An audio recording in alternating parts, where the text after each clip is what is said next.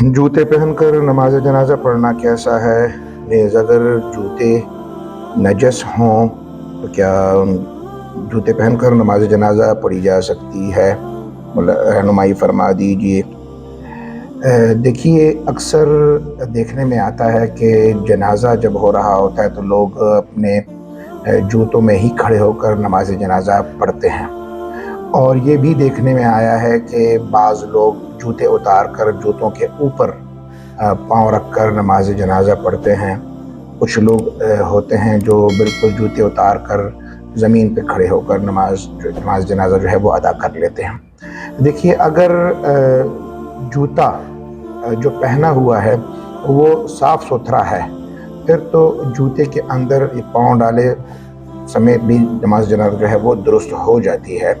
अलबत्ता अगर इस बात का यकीन है कि ऐसी जगह से होकर आए हैं जहाँ पर गंदगी मौजूद थी, और यकीनन अक्सर जूतों के नीचे वाले हिस्से पर, जिसे सोल कहते हैं, उस पर गंदगी लग जाती है, तो उस सूरत में जूते उतार कर जूतों के ऊपर खड़े होकर भी नमाज जनाजा अदा की जा सकती है।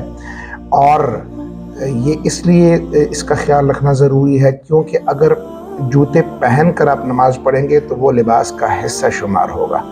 इसलिए गंदे जूते, चाहे वो नीचे से गंदे हों और आपने पहने हुए हैं, तो वो नजस होंगे, उसमें नमाज जनाजा पढ़ना दुरुस्त ना होगा। तो जब ये यकीन आपको हो गया है कि जूतों का निचला हिस्सा गंदा है, फिर उतार कर उनके ऊपर पाँव रखने के बाद वो जिस्म से अलग हो जाते हैं। अलबत्ता फिर भी ये एहतियात करना चाहिए कि जूतों के ऊपर आप खड़े हैं तो जूतों के ऊपर कोई गंदगी नहीं लगी होनी चाहिए जो आपके पाँव को मस कर रही हो। तो इस सूरत में जूते उतार कर नमाज जनाजा पढ़ने की गुंजाइश है।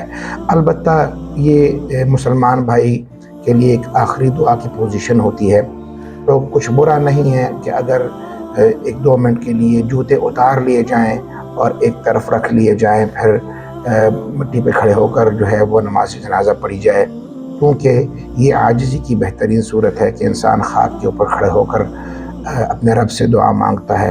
तो बेहतर यही है कि जूते उतार कर एक तरफ रख दिए जाएं।